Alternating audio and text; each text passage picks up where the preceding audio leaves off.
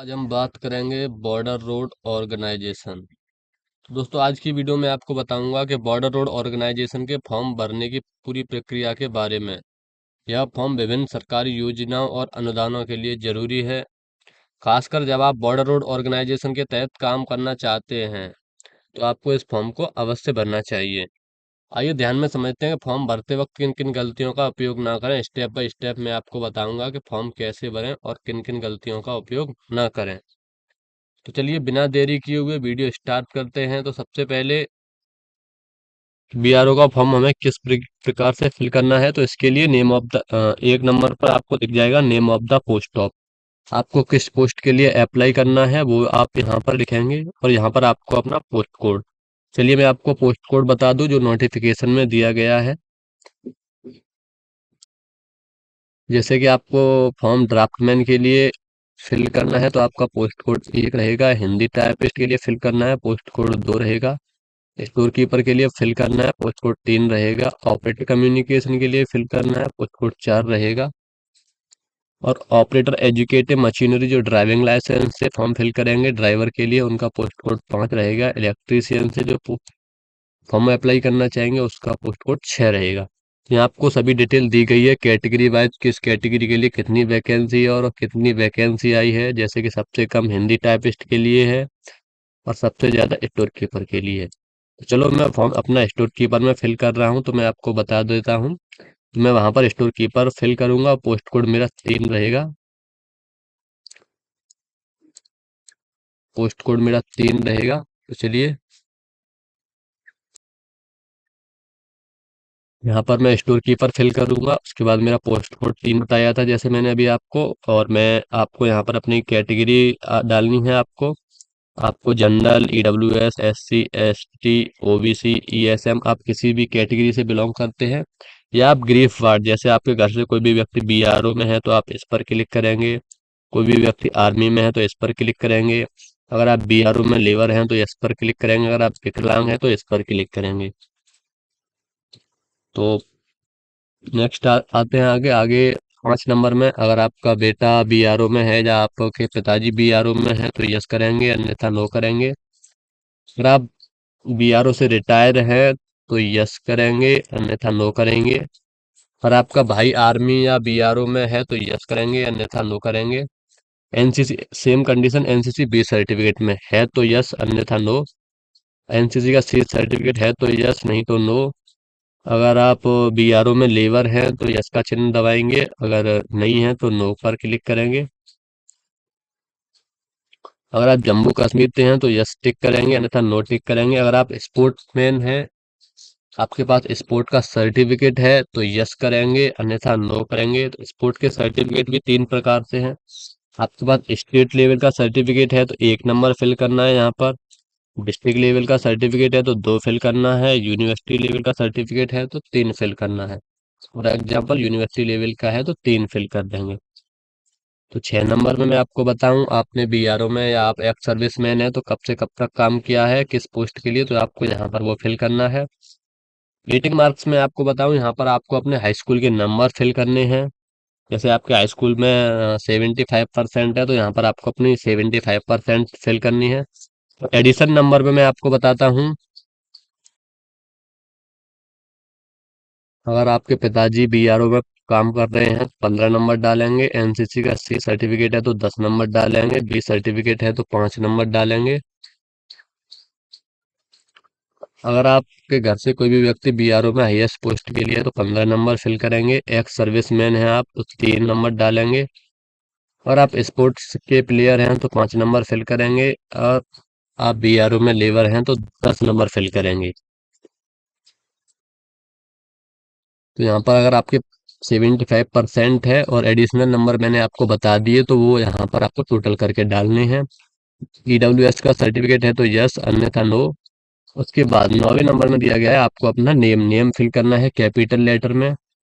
और 10वें नंबर में आपको अपने फादर जी का नेम फिल करना है कैपिटल लेटर में। 11 पर आपको अपनी डेट ऑफ बर्थ फिल करनी है। 12 पर आपको अपना परमानेंट एड्रेस फिल करना है। तो परमानेंट एड्रेस और ये प्रेजेंट पोस्टल एड्रेस, ये दो तरीके का है। यहाँ पर ज्यादातर लोग कंफ्यूज होते हैं, तो मैं आपकी कंफ्यूजन दूर करने के लिए मैं बताता हूँ। जैसे आप दो जगह रहते हैं, आपका दो जगह मकान है, एक शहर में एक गांव में, तो आपको परमानेंट एड्रेस है जहाँ पर आप परमानेंट रह रहे हैं, जो आपके आधार पर नाम है, एड्रेस है, वो यहाँ पर फिल कर देंगे। और आप कहीं पर भी टेम्परेरी रह रहे हैं वो फिल कर देंगे। अगर आप एक ही जगह पर रह रहे हैं तो दोनों पर सेम ही एड्रेस फिल कर देंगे। उसके बाद 14वें में आपको, आपने जो फीस काटी थी, किस बैंक से फीस काटी थी, आपका ऑनलाइन पेमेंट रेफरेंस नंबर कितना है वो फिल करना है। ट्रांजैक्शन डेट फिल करनी है, किस तारीख को फीस काटी थी, और अमाउंट, आपने कितना अमाउंट काटा था।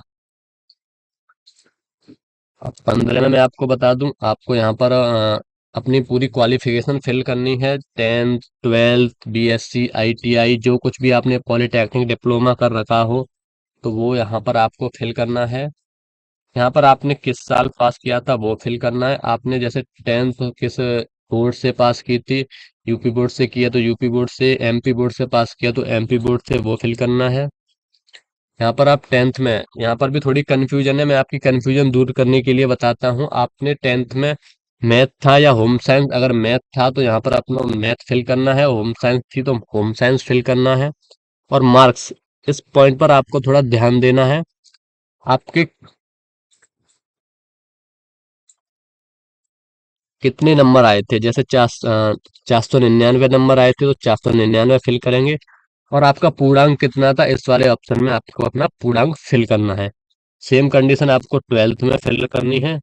आपने किस साल पास की थी, किस बोर्ड से पास की थी, सब्जेक्ट में आपके पास मैथ था, बायो थी, आर्ट थी, बी आर्ट थी आपके पास, या आप कॉमर्स थे, तो आपको वो डिटेल यहाँ पे फिल करनी है। और मार्क्स में मैंने आपको बता ही दिया है आपके कितने नंबर आए थे। जैसे कि 500 में से 418 आए हैं, तो यहाँ पर आपको 418 फिल करने हैं। यहाँ पर आपको 500 फिल करने हैं, और इस वाले ऑप्शन पर आपको परसेंटेज फिल करनी है, कितनी परसेंटेज आपकी बनी। सेम आपको आईटीआई में भी करना है। यहाँ पर आईटीआई फिल करेंगे। उसके बाद बीएससी या पॉलिटेक्निक कुछ भी हो आप यहाँ पर फिल कर सकते हैं। उसके बाद आपके पास कोई टेक्निकल एजुकेशन, कोई आपके पास हाईएस्ट एग्जाम आपने कोई पास किया, तो आपको उस एग्जाम की डिटेल फिल करनी है। तो आपने कौन सा एग्जाम पास किया था, किस साल पास किया था, किस बोर्ड या यूनिवर्सिटी या किस गवर्नमेंट की तरफ से था, आपको वो फिल करनी है। आपके कितने में से कितने नंबर आए थे वो फिल करनी है। आपकी कितनी परसेंटेज बनी थी वो फिल करनी है। 16 नंबर में आपको अपनी ड्राइविंग लाइसेंस की डिटेल फिल करनी है। जो ड्राइवर की वैकेंसी आई थी ये उनके लिए है। आपके पास लर्निंग ड्राइविंग लाइसेंस था, उसकी डिटेल फिल करनी है। आपको किस डेट को इश्यू हुआ था, इश्यू करने वाली अथॉरिटी का नाम, इसकी वैलिडिटी कब तक है, और आपको रिन्यूअल कब कराना है वो यहाँ पर फिल करना है। हैवी मोटर व्हीकल में भी आपको यही फिल करना है। सेम सेम इसमें भी है। अब आप तीसरे पेज पर आते हैं, तो इसमें आपको अपना एक्सपीरियंस फिल करना है। आपने कहाँ पर काम किया था, तो यहाँ पर आपको वो फिल करना है। कब से लेकर कब तक काम किया था, आपका काम कितने घंटे था वो फिल करनी है। 8 घंटे था तो 8 घंटे, 10 घंटे था तो 10 घंटे। आपकी मंथली सैलरी कितनी थी, आपने काम परमानेंट किया था या टेम्परेरी, वो फिल करना है। 18 नंबर में मैं आपको बताऊं, ये उनके लिए है जो बीआरओ में काम कर रहे हैं। अगर आप काम नहीं कर रहे हैं तो आप इस ऑप्शन को खाली छोड़ सकते हैं, कोई प्रॉब्लम नहीं है। तो आप बीआरओ में काम कर रहे हैं, तो यहाँ पर आपको अपने बीआरओ के किस यूनिट से काम कर रहे हैं, कब से लेकर कब तक आपने काम किया है, आपने कितने मंथ और कितने साल काम किया है, और किस ट्रेड से आप काम कर रहे थे, और आपका प्रेजेंट स्टेटस क्या है। अगर आप काम कर रहे हैं तो यस लिखेंगे, अन्यथा नो कर देंगे। उसके बाद 19 में आपको बता दूं मैं, 19 में आपको अपना आधार से लिंक मोबाइल नंबर डालना है। और यहाँ पर आपको एक अल्टरनेटिव, आपके पास कोई दूसरा मोबाइल नंबर है वो फिल करना है। यहाँ पर आपको अपना आधार कार्ड नंबर लिखना है और उसकी एक कॉपी अटैच करनी है फॉर्म भरते वक्त। और 21वें में आपको बताऊं, आपको यहाँ पर अपनी ईमेल आईडी डालनी है। और ईमेल आईडी आपको अपनी कैपिटल लेटर में डालनी है, ना कि स्मॉल लेटर में। इसने साफ कहा है इन कैपिटल लेटर। और आपको अपना डिस्ट्रिक्ट का नाम, आपको डेट, और एक बीआरओ ने एक खास बात और कही थी कि आपको अपना सिग्नेचर और थंब एकदम क्लियर रखना चाहिए जिससे कि स्कैन करने में आसानी हो। इसने साफ कहा है left blank not fill application will be reject. आपको